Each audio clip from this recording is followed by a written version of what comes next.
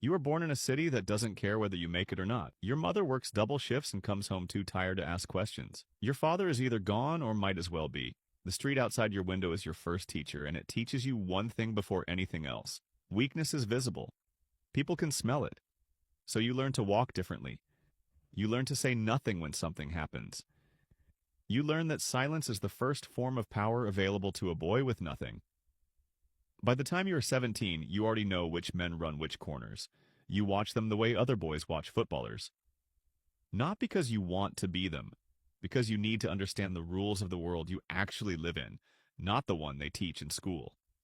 One evening, a man tells you to hold a bag and wait. You wait. You don't open it. You don't ask. 2 hours later, he comes back and nods once. That nod is the most respect anyone has ever shown you. That is how it starts. Not with ceremony, not with a speech, with a nod. The work is simple in the beginning. Deliveries, standing outside places, watching for the wrong face. You are useful and you are quiet, and those two things together are rarer than you think.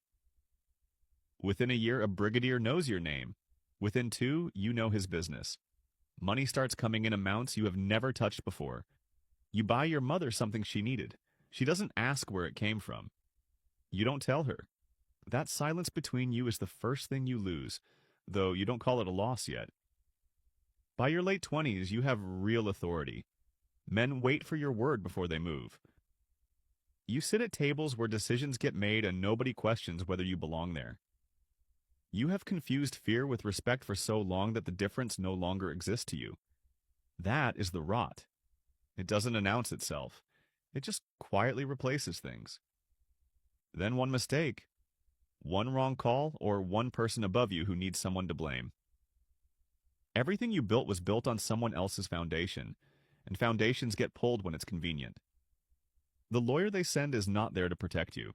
He is there to manage you. You understand this in a room with no windows, and the understanding arrives too late to be useful. Years pass the way they do when the walls don't change.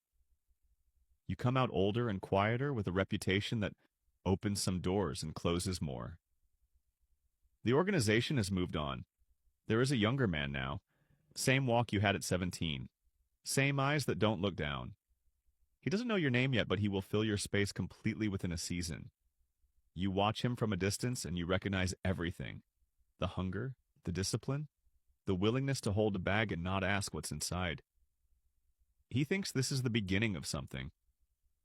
You know it is the middle of something very old.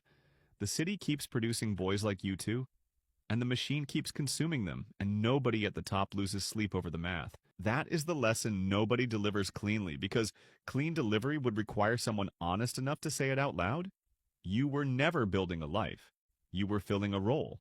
The role existed before you, and it will exist after. The only question that ever mattered was whether you would figure that out while there was still time to do something different. Most don't. Most confuse the motion of rising for the feeling of freedom. By the time the two come apart, the exit is already behind you.